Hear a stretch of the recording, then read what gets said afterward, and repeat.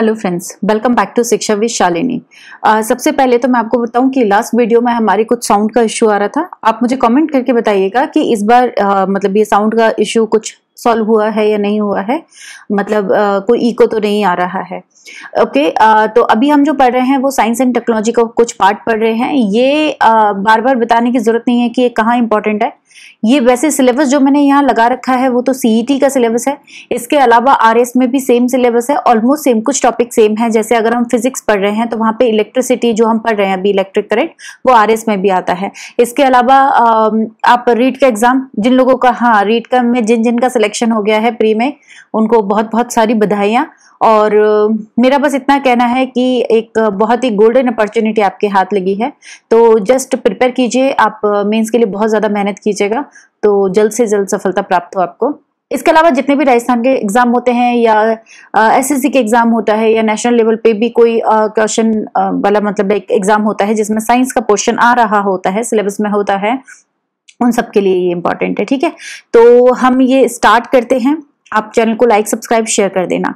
तो channel start करने से पहले मैं आपको बता दूं कि मैंने कुछ क्वेश्चंस आपको ऑलरेडी बता दिए थे कि जैसे ये करंट क्या होता है। इसके साथ हम थ्योरी भी देखते जा रहे हैं और इन क्वेश्चंस को सॉल्व भी करते जा रहे हैं। जिन लोगों ने ये वीडियो नहीं देखा है जहां हमने ये सारे क्वेश्चन सॉल्व किए थे, तो आप इनके लिए मेरा एक और वीडियो है जिसको आप अभी आई टैब में देख पा रहे हैं, वहां से देख लीजिएगा। अदरवाइज डिस्क्रिप्शन में से आप उस वीडियो का लिंक आपको मिल जाएगा। तो ये वीडियो, ये जो क्वेश्चन यहाँ पे आपको स्क्रीन पे शो हो रहे हैं, वो सारे क्वेश्चन ऑलरेडी हम सॉल्व कर चुके हैं।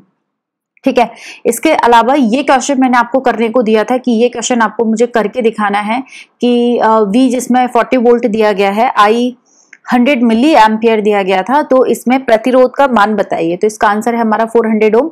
ये कैसे करना था? एक्चुअली इसमें जो I है उसको क्या करना है, सबसे पहले हमें मतलब क्योंकि ये V इक्वल टू IR, यानी कि इसमें ओम्स लॉ का फॉर्मूला लगेगा। V इक्वल्स टू IR, इसके अंदर फॉर्मूला लगने वाला है। ये वाला आप टेंशन मत लीजिए कि अचानक बीच में ये कहां से शुरू कर दिया। ये पहली वीडियो के साथ कनेक्टेड है, तो आपने वो देखी होगी तो ये आपको आराम से समझ में आ जाएगी। V इक्वल टू IR हो गया है और V का मान कितना होता है आपका 100 मिली एम्पियर, सॉरी V का मान यहाँ पे 40 वोल्ट दिया गया है, 40 वोल्ट। और जो I की वैल्यू है, मतलब आपका करंट है, करंट आपको यहाँ पे 100 मिली एम्पियर दिया गया है। तो 100 और मिली के लिए आप लगाएंगे 1000, 1/1000 एंड फिर यहाँ पे आप लगा देंगे R आपसे पूछा गया है। तो R की वैल्यू निकालने के लिए आप क्या करेंगे, 40 तो ये रहा आपके इस साइड लिखा हुआ है, 1000 इधर क्रॉस मल्टीप्लाई हो जाएगा। तो 1000 आपने यहाँ मल्टीप्लाई कर लिया, डिवाइडेड बाय क्या करेंगे हम यहाँ पे 100 करेंगे। क्यों? क्योंकि ये 100 है वो नीचे आ जाएगा। जब इसे सॉल्व करेंगे तो यहाँ पे 400 आंसर आएगा। तो 400 ओम आपका इसका आंसर हो जाता है। चलिए, ये तो लास्ट क्वेश्चन का सोल्यूशन था। अच्छा, अभी मैं आपसे एक क्वेश्चन पूछ रही हूँ, आप उसका आंसर मुझे कमेंट सेक्शन में बताइएगा। तो क्वेश्चन इज कि फ्यूज तार किस किस से मिलकर बना होता है? फ्यूज तार कौन कौन सी धातुओं से मिलकर बना होता है, ये आपको मुझे कमेंट सेक्शन में बताना है। अब हमारा नेक्स्ट क्वेश्चन आज का है, वो जो फ्यूज तार वाला है वो मैंने आपको लास्ट टाइम बताया था, लेकिन फिर भी आप मुझे कमेंट सेक्शन में बताना आपको याद है या नहीं, या आपने वो वीडियो देखी है या नहीं। ओम इंटू मीटर किस भौतिक राशि का मात्रक होता है? तो ओम इंटू मीटर की बात कर रहे हैं तो देखिए मैं आपको बता देती हूँ कि R जो होता है ना, रेजिस्टेंस यानी कि प्रतिरोध जो होता है ना, उसका मात्रक होता है ओम। जैसे OHM लिखा जाता है, ओम होता है। पर जो R होता है ना, कुछ चीजों पे डिपेंड करता है। जैसे वो लंबाई पे डिपेंड करता है, ये मैंने आपको लास्ट टाइम समझाया था। फॉर एग्जाम्पल, ये हमारा इतना बड़ा वायर है और साथ में ये हमारा इतना लंबा वायर है। तो आप एक बात बताइए, एक इलेक्ट्रॉन को मूव करने में ज्यादा परेशानी कहाँ होगी, एक लंबे वायर में या एक छोटे वायर में? लंबे वायर में, यानी प्रतिरोध का सामना उसे ज्यादा लंबे में करना पड़ेगा, यानी लंबाई ज्यादा होगी तो प्रतिरोध भी ज्यादा होगा। सिमिलरली, अगर एक इलेक्ट्रॉन छोटी सी पतली सी गली में जा रहा है और एक इलेक्ट्रॉन इतनी चौड़ी गली में जा रहा है, तो उसे ज्यादा परेशानी कहाँ होगी? उसे ऑफकोर्स छोटे वाले में परेशानी ज्यादा होगी। तो ज्यादा एरिया कम परेशानी, यानी उल्टा हो गया, ज्यादा एरिया कम परेशानी। तो एरिया के ये व्युत्क्रमानुपाती होता है। जो चीज ज्यादा करने पर कम हो रहा है, ज्यादा एरिया किया प्रतिरोध कम हुआ, उल्टा हो गया है। तो यानी कि जो एरिया होता है, क्षेत्रफल होता है, वो प्रतिरोध के व्युत्क्रमानुपाती होता है। जबकि ज्यादा लंबी गली ज्यादा परेशानी, छोटी गली छोटी परेशानी। ठीक है, छोटा चालक तार छोटी परेशानी। तो इस तरीके से ये directly proportional to the L होता है और inversely proportional to the A होता है। जब भी इस साइन को हटाया जाता है, किस साइन को, ये प्रोपोर्शनल साइन को या समानुपाती वाले चिन्ह को जब भी हटाते हैं तो वहां पे हम हमेशा एक नियतांक डाल दिया करते हैं। मैं यहाँ पे नियतांक डाल देती हूँ रो। इसके लिए आपको दिमाग नहीं लगाना पड़ता, ये साइंटिस्ट का काम है कि यहाँ पे कौन सा प्रतिरोध डालना है, बस आप कौन सा नियतांक डालना है। बस आपको ये याद रखना है कि जब भी ये प्रोपोर्शनल साइन हटाया जाएगा यहाँ पे एक कांस्टेंट यानी कि एक नियतांक यहाँ पे डाल दिया जाएगा। और इस वाले फॉर्मूले में जो हम अभी सॉल्व कर रहे हैं, इस वाले फॉर्मूले में जो नियतांक डाला गया है वो डाला गया है रो। रो को कहते हैं विशिष्ट प्रतिरोध। ठीक है, रो को क्या कहते हैं, विशिष्ट प्रतिरोध।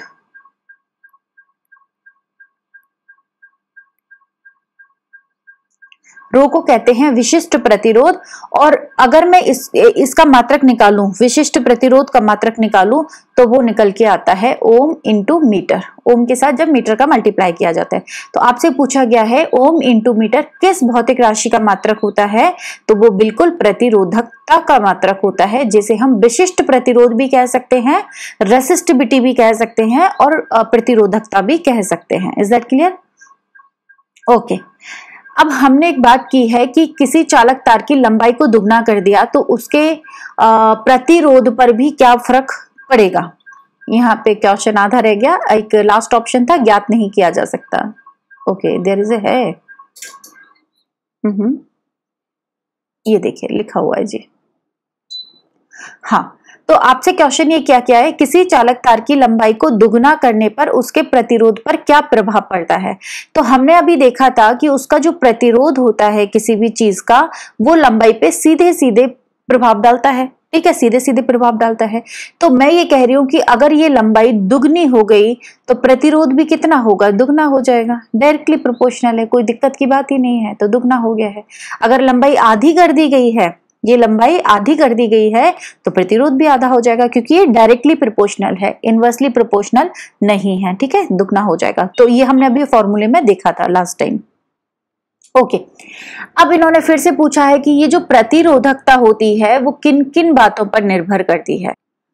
जी हाँ, अगला हमारा सवाल है, किसी चालक की प्रतिरोधकता किन पर निर्भर करती है।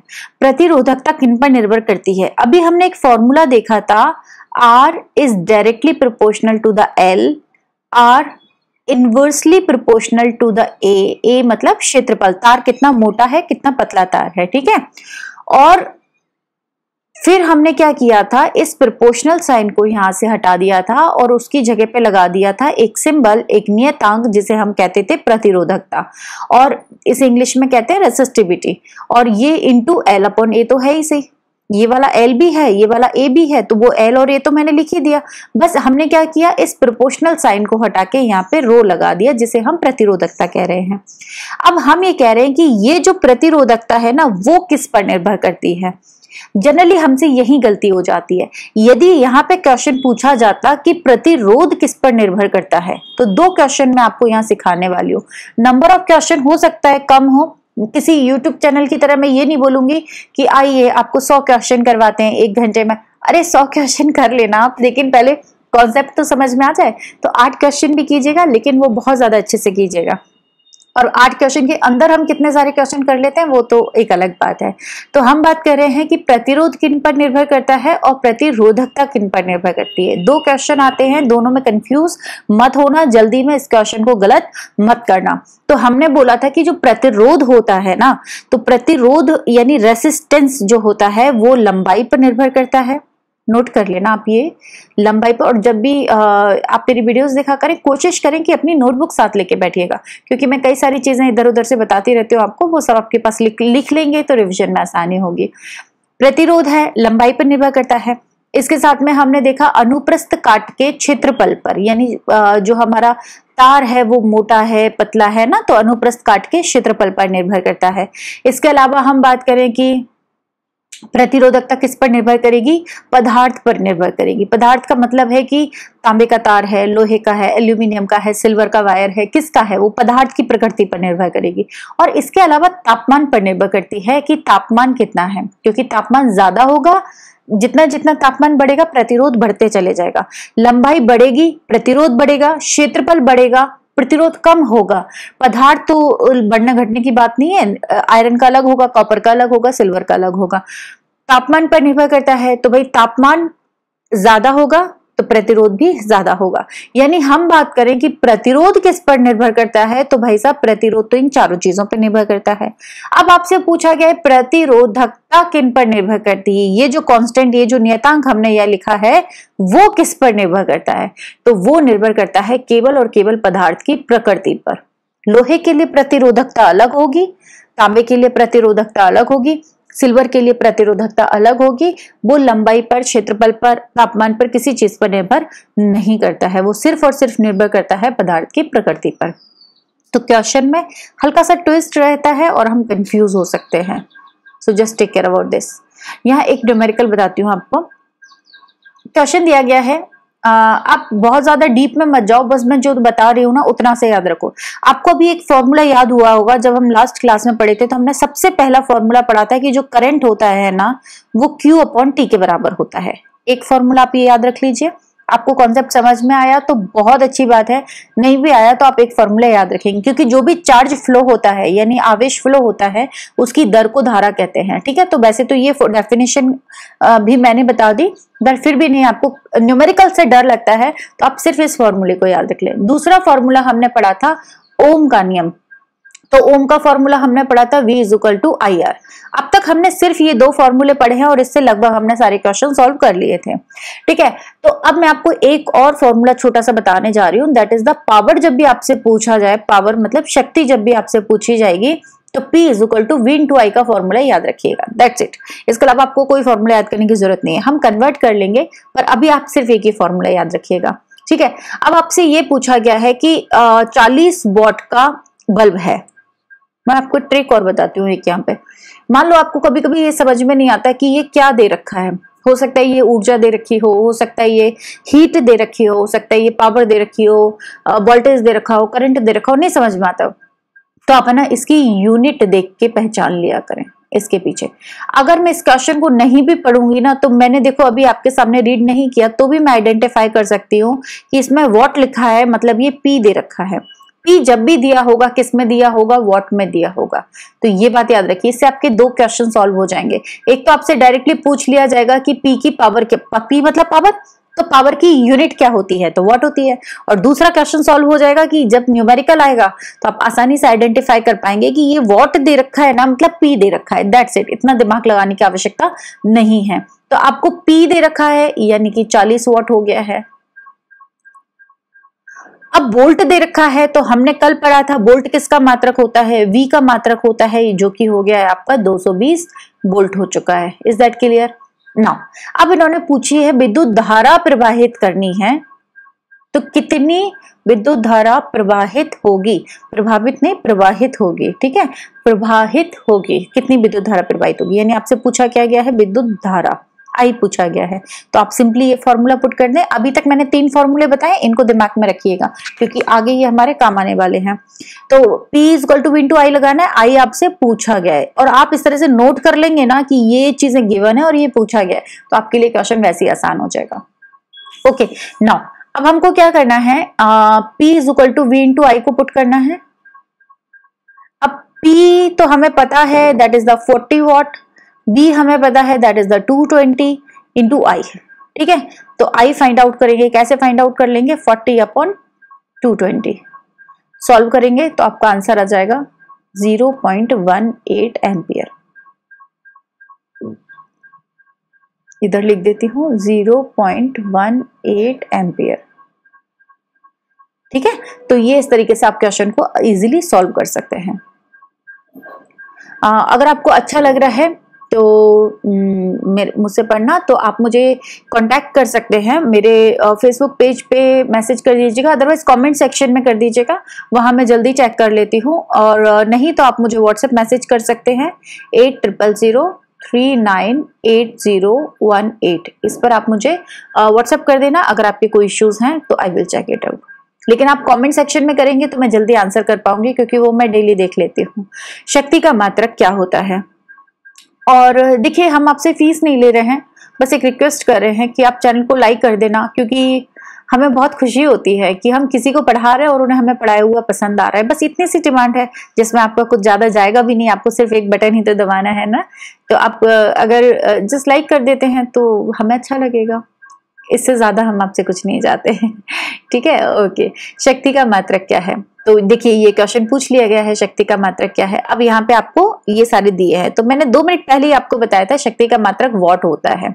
ठीक है, तो आपको ये तो समझ में आ गया कि शक्ति का मात्रक वॉट होता है। मैम ने अभी अभी बताया था, 5 मिनट पहले ही समझाया था। ठीक है, वॉट तो समझ में आ गया, लेकिन अब भाई ये सारी चीजें क्या हैं जरा ये भी जान लो।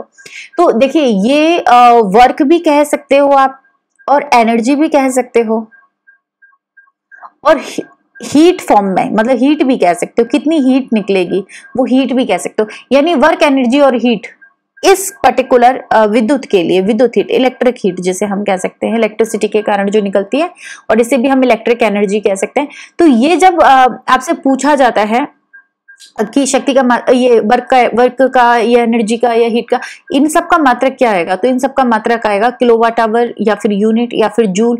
ये सब एक ही चीज के मात्रक हैं, दैट इज द वर्क, या वर्क कह लो या एनर्जी कह लो, दोनों का मात्रक सेम ही होता है। ठीक है, तो ये आपके तीनों मात्रक हो जाते हैं। नाउ अब तीनों एक ही चीज हैं, तीनों एक ही राशि के मात्रक हैं, तो तीनों का कुछ रिलेशन है क्या? हाँ जी, एक रिलेशन होता है कि जो किलोवाट होगा, केवल किलोवाट अगर मैं लिख देती तो ये शक्ति हो जाता, किलोवाट अकेला लिख देती तो ये शक्ति हो जाता, लेकिन इन्होंने किलोवाट के साथ में क्या लगा दिया, आर लगा दिया।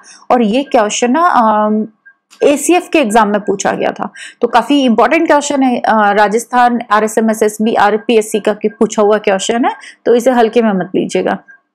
तो किलोवाट आवर जो आपको दिया गया था, किलोवाट आवर, अगर किलोवाट होता तो ये शक्ति का मात्रक होता, लेकिन किलोवाट आवर है तो ये एनर्जी का मात्रक होगा, राइट। और इस किलोवाट आवर इतना बड़ा ना लिखना पड़े, इसीलिए हम इसे शॉर्ट फॉर्म में लिख देते हैं यूनिट।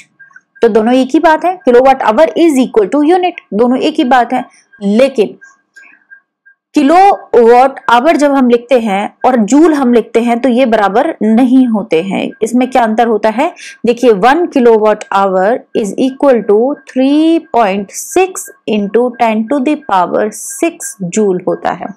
यानी 1 kilowatt hour is equal to 3.6 into 10⁻⁶ joule होता है।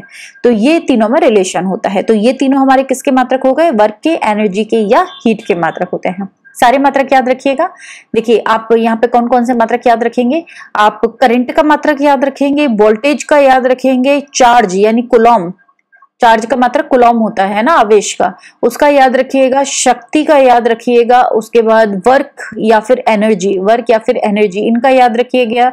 इसके बाद प्रतिरोध का याद रखिएगा, प्रतिरोधकता का, प्रतिरोध को आर लिखते हैं, प्रतिरोधकता का याद रखिएगा। तो इन सारे मात्रक को आप एक साथ नोट डाउन कर लीजिएगा। ठीक है, नोट डाउन कर लेंगे तो आपको आसानी हो जाएगी। ओके, यहाँ पे 1 मोर क्वेश्चन वी हैव, मैं इसको थोड़ा सा एनलार्ज कर देती हूँ। Okay, now you can see clearly, fine. 1 Coulomb आवेश है, 1 कूलॉम आवेश है, यानी कि आवेश हमको कितना दिया है? 1 कूलॉम। तो देखो आप है ना धीरे धीरे यही सीओयू कूलॉम है, तो आप यही सीख जाएंगे कि मात्रक क्या है। तो चार्ज का मात्रक कूलॉम हो गया, तो इन पर थोड़ा सा नजर रखेंगे ना तो अपने आप याद हो जाएंगे। तो कूलॉम, कभी कभी आसान क्वेश्चन आ जाता है ना साइंस का, तो वहां तो सिर्फ आवेश मात्रक वात्रक ही पूछ लेते हैं, इसमें काम हो जाता है। और न्यूमेरिकल भी ज्यादा टफ नहीं है, इतने से तो फॉर्मूले, 3 फॉर्मूले सारे मैंने अभी तक आपको बताए हैं। तो 1 कूलॉम आवेश है, तो क्यू आपको 1 कूलॉम दिया गया है। 6 वोल्ट की बैटरी है, तो वोल्ट देखते ही समझ में आ गया, मुझे दिमाग ही नहीं लगाना पड़ा कि 6 वोल्ट की ये बैटरी बना दी है, 6 वोल्ट की बैटरी बना दी। अब ऊर्जा के लिए फॉर्मूला, चूंकि हमने अभी ये जो पिछली स्लाइड थी यहाँ पे 3 फॉर्मूले लिखे थे, पर ऊर्जा के लिए हमने यहाँ पे कोई भी फॉर्मूला नहीं लिखा था। तो ऊर्जा को आप H से भी लिख सकते हैं और E से भी लिख सकते हैं, है ना। तो ऊर्जा का फॉर्मूला हो जाता है V इंटू क्यू। क्या हो जाता है? V into Q. तो आप इस फॉर्मूले को याद रख लेना, फिर इनको कन्वर्ट कैसे करेंगे वो हम लेटर ऑन सीख लेंगे।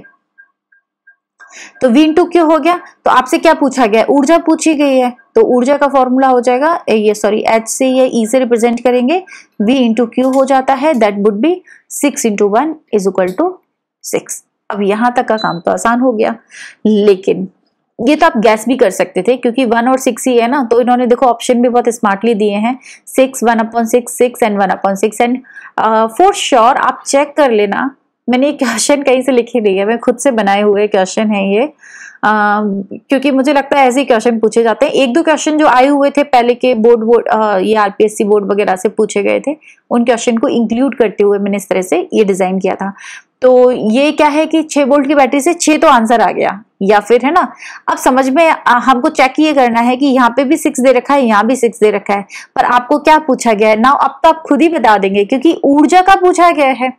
तो वॉट तो हो नहीं सकता, वॉट तो शक्ति होती है, तो डेफिनेटली आंसर क्या होगा, जूल वाला आंसर होगा। ठीक है, तो इस तरह से थोड़े स्मार्टली पढ़ाई कर लीजिएगा, आराम से हो जाएगा। एक लास्ट क्वेश्चन और देखते हैं आज का। आपको कमेंट सेक्शन में आपको मुझे बताना है कि फ्यूज तार किसका बनाया होता है, राइट। अच्छा, किसी चालक तार का प्रतिरोध R है। मान लो कोई चालक तार है हमारा यहाँ से यहाँ तक, और उसका प्रतिरोध इन्होंने दे रखा है R है। अब उन्हें 5 भागों में काट दिया, हमने 5 भागों में इसको काट दिया है जी, लो काट दिया। अब इन्होंने बोला है कि हर भाग को समांतर क्रम में जोड़ दिया जाता है, मतलब ये जो 5 टुकड़े हुए हैं उनको हमने क्या किया, समांतर क्रम में जोड़ दिया। 2 3 4 और ये 5, और इनको हम कैसे ऐड करेंगे, देखिए आप समांतर क्रम में ऐड करना आता होगा ना आपको।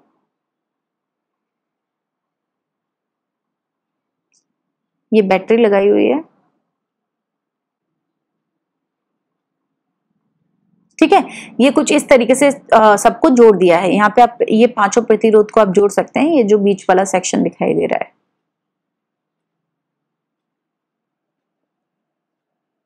ओके, तो आपने क्या किया, इन 5 को समांतर क्रम में जोड़ दिया है। अब आपसे ये पूछा जा रहा है कि यहाँ पे, और इसका आंसर आ गया R डैश, इसका कितना था R, इसका आ गया R डैश।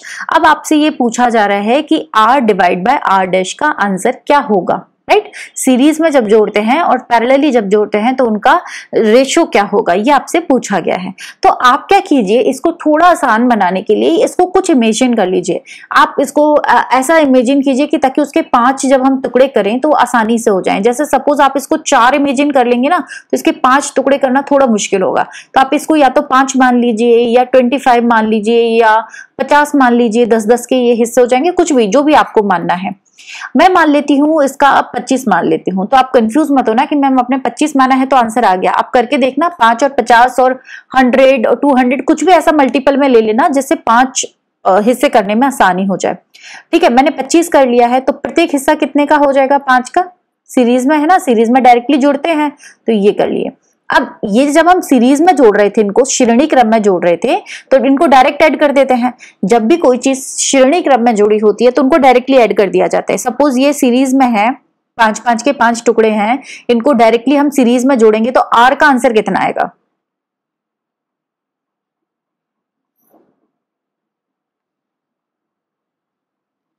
देखिए इनको सीरीज में जब जोड़ते हैं तो R का आंसर हमारा आने वाला है, that is the 5 + 5 + 5 + 5, that would B 25, right. तो ये तो हो गया हमारे सीरीज का।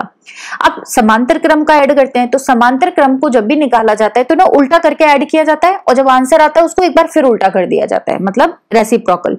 तो ये 5-5 के थे ना, ये 5 है, ये भी 5 है, ये भी 5 है, ये भी 5 है, और ये भी 5 है। तो इनका आंसर निकालने के लिए इनका रेसिप्रोकल कर दिया जाएगा, यानी कि 1/5 + 1/5 + 1/5 + 1/5 एंड देन लास्ट 1/5। इसको सॉल्व करना है। इसका एलसीएम कितना आने वाला है जी, इसका एलसीएम 5 आने वाला है। तो ये 1 टाइम गया, प्लस ये 1 टाइम गया, प्लस ये 1 टाइम गया, प्लस ये 1 टाइम गया, प्लस ये 1 टाइम गया। How much it is, 5/5। 5 से 5 कैंसिल हो गया, दैट वुड बी 1। और 1 का भी रेसिप्रोकल कर देंगे, क्योंकि मैंने क्या कहा था, उल्टा करके ऐड किया जाता है, और जब आंसर आ जाता है तो उसको भी उल्टा कर दिया जाता है। तो इसको हमने उल्टा करके ऐड कर दिया, 5.5 यानी 1 आ गया। अब 1 को भी उल्टा करेंगे तो कितना हो गया, वापस से 1 हो गया। तो ये तो हमारा, जब हम सीरीज में ऐड कर रहे थे 5 5 5 5 5, तो आंसर आ रहा था 25। और जब हम पैरेलली समांतर क्रम में इनको ऐड कर रहे हैं तो आंसर आ रहा है हमारा 1। तो हमारे 2 आंसर आ गए हैं, एक तो 25 आंसर आ गया और एक 1 आंसर आ गया। इन्होंने पूछा है कि R/R' बताइए जी। तो भाई साहब R तो था हमारा 25 और R' था हमारा 1, तो आंसर आ गया हमारा 25। तो इसका आंसर होगा 25। ठीक है,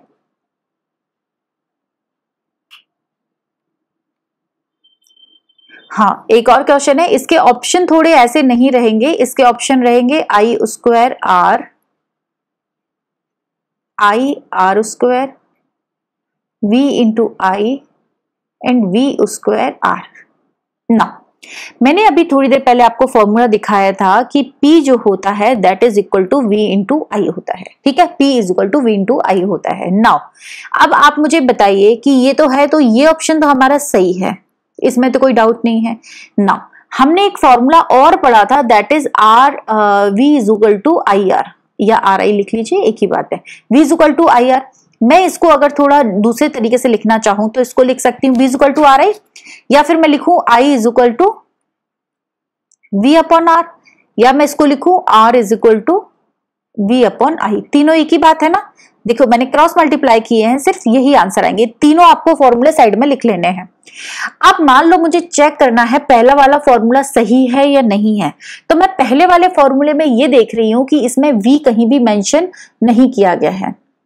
देखिए ये जो पहला फॉर्मूला है ना, इसमें आपको V कहीं नहीं दिखाई दे रहा, तो मुझे इस B को हटाना है। मैं इस B को हटा दूंगी यहां से। कैसे हटाऊंगी भाई? ऐसे हटाएंगे, P की जगह P रहने दो, V की जगह पे मैं ये वाला फॉर्मूला लिख दूं तो V को हटा देते हैं और RI लिख देते हैं।